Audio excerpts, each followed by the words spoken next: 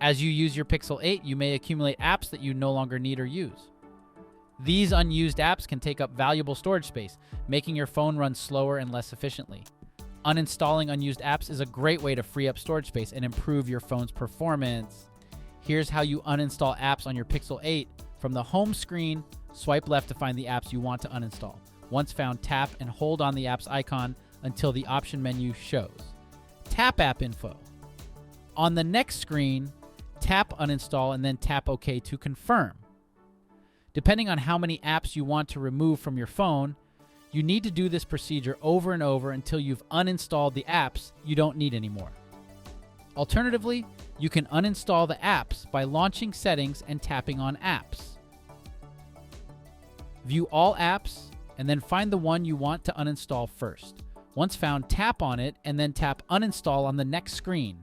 Tap OK to confirm.